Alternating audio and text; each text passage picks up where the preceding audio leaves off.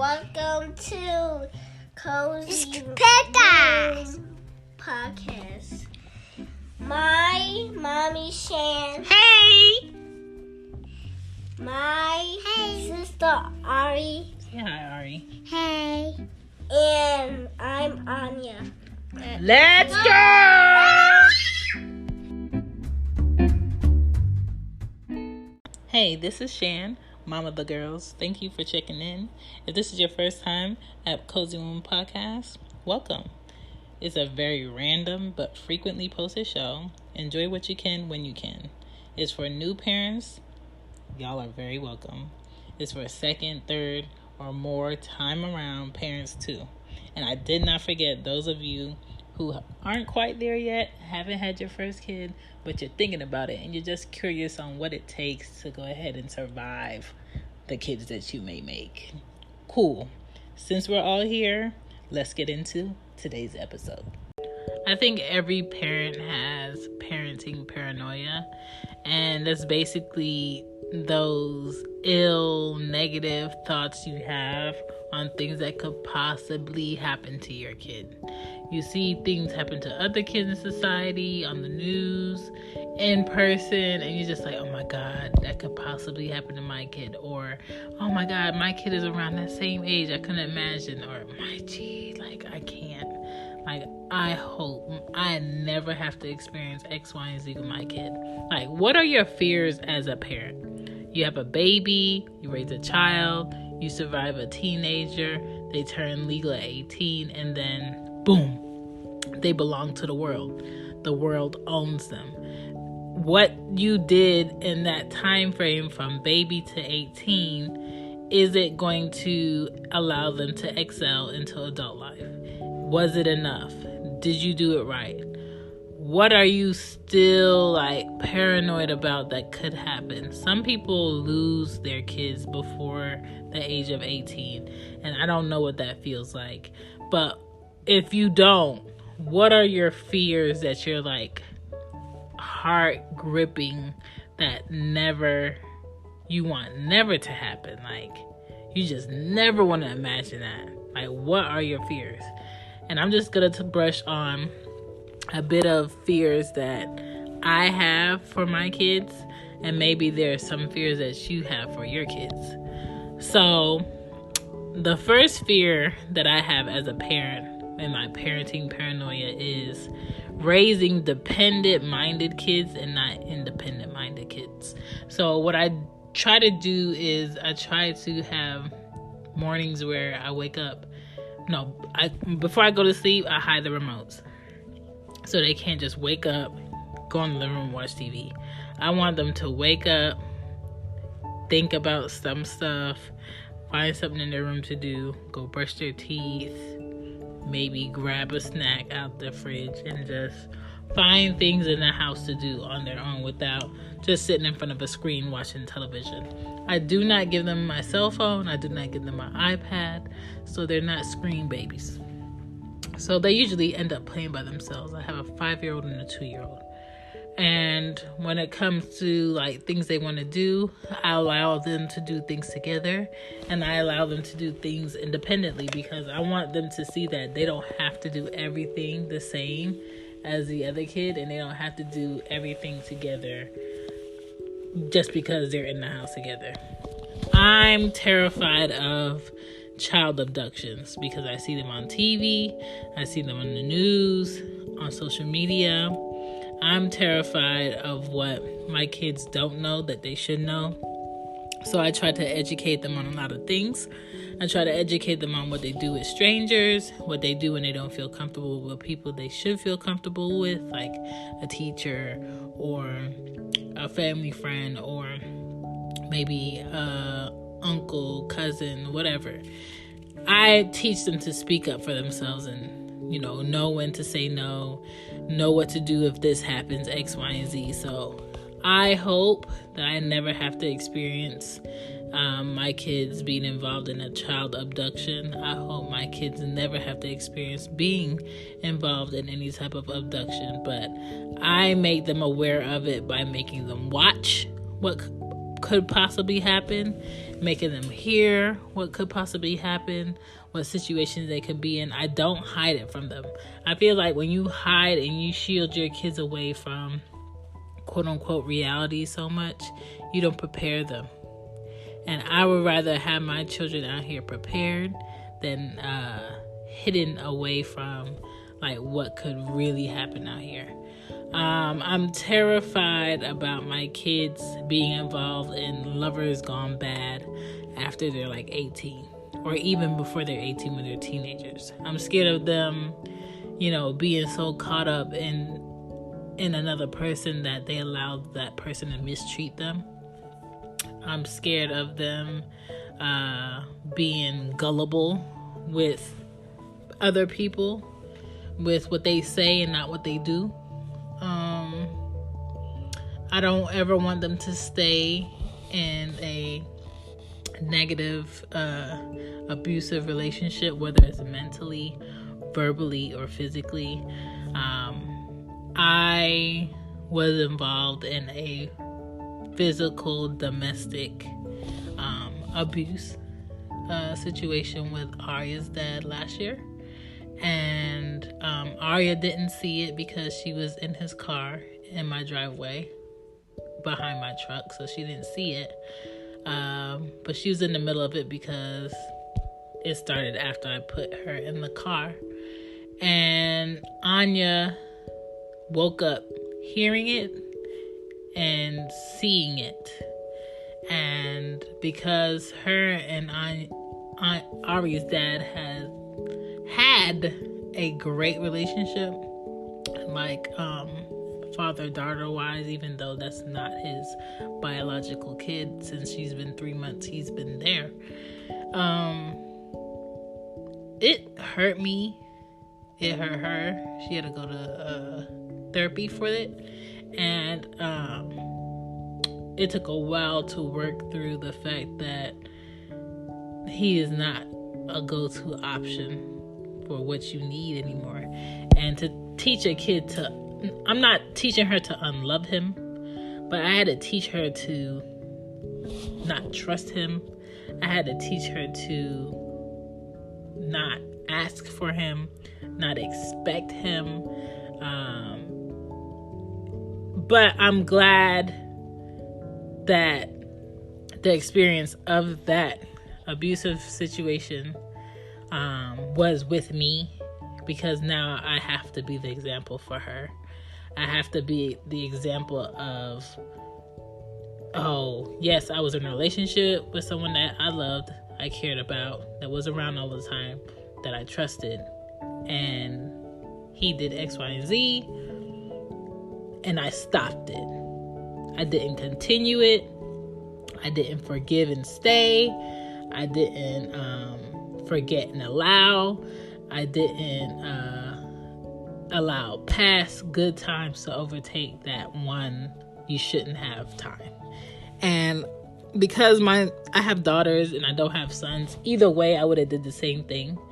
I would have still got help. I would have still pressed charges. I would have still did everything to keep him away, if it was a boy or a girl. But for a girl, the impression, I think, is a bit deeper, because girls turn into women and they create life.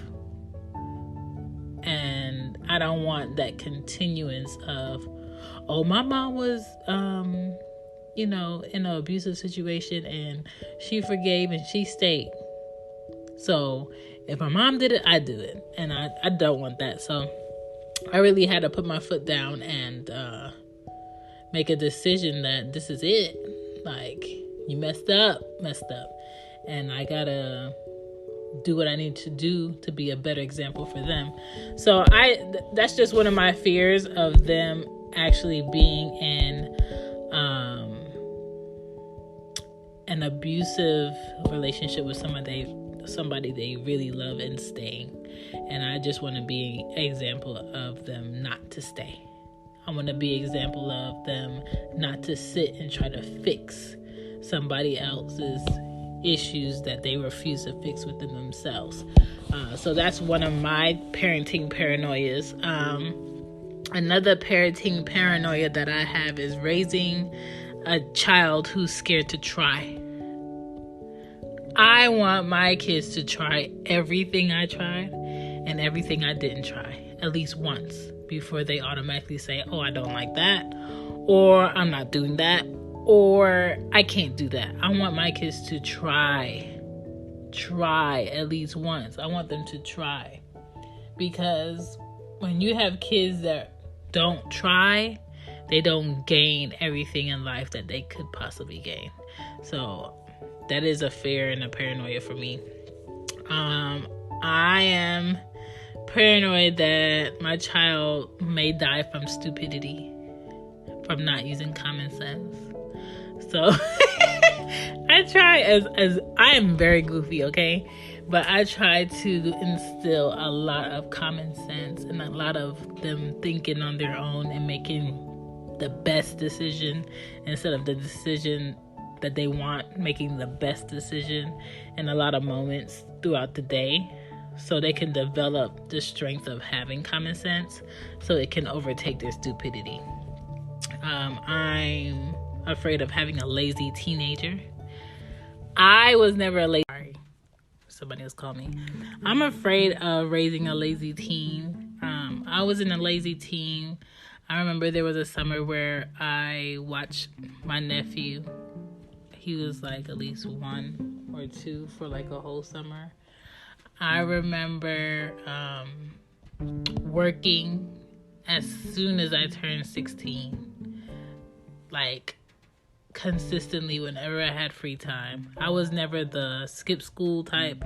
I was never the, oh, I need to go to the party type. I was never, ooh, I need to get into as much mischief as I can type. I never was into like hanging with people who drank a lot. I was never into people who smoked a lot and were unproductive. I was well in the range of, being around that, but I was never that teen where I was like, oh, I need to, or I have to, or I want to. It's just like, I don't see the hype. I'm 32. I don't see where people get addicted to drugs or drinking. Like, I don't get it. I need something else.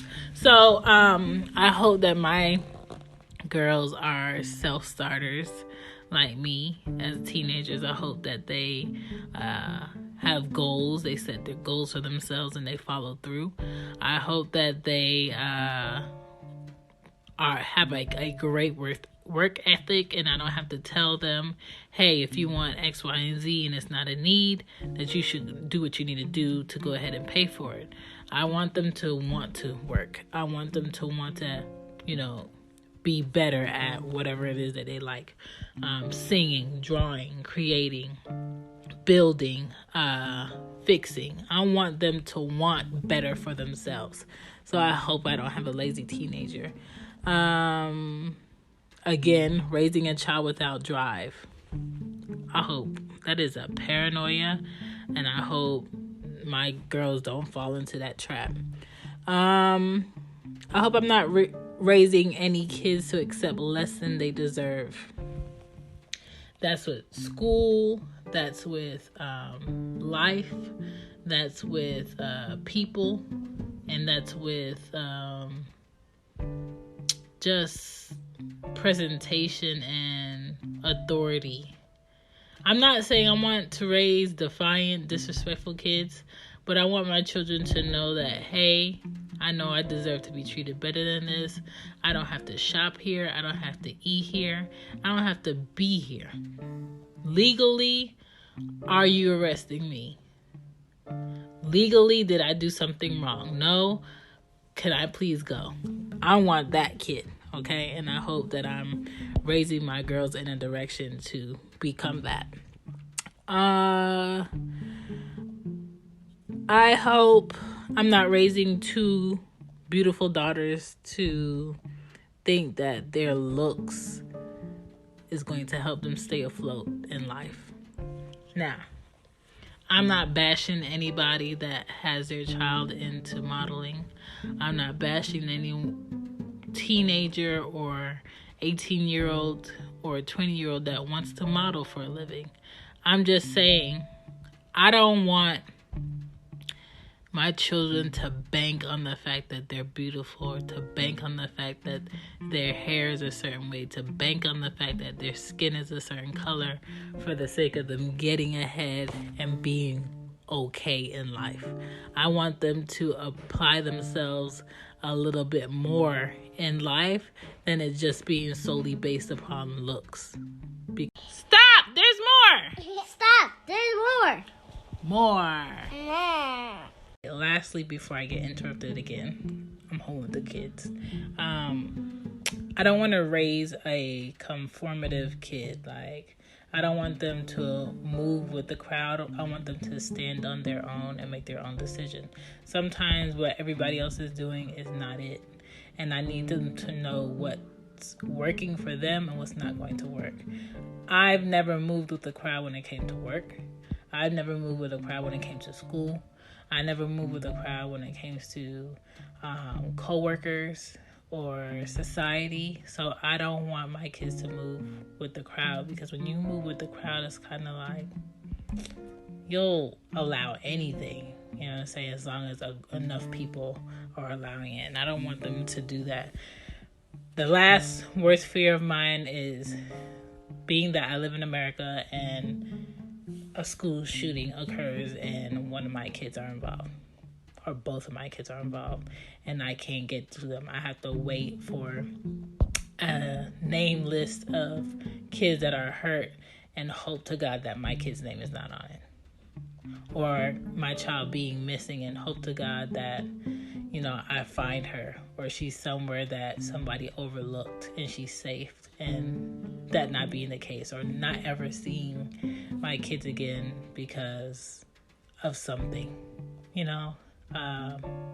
But a lot of people who don't have kids, they look at the negative things that kids are involved in and the negative things that come with having kids, and it kind of stops them from wanting kids or bringing kids into this world. You know, when it comes from like the fake food, the health issues, they just don't want to deal with it. So I don't know. I think we have to learn to raise our kids despite our paranoia, okay? Because we all have them. It's not a perfect world anywhere, and I think if we work through them, we'll be okay, right? I want cereal. You're not getting cereal. I'm making macaroni and cheese. All right, bye. Bye. Bye.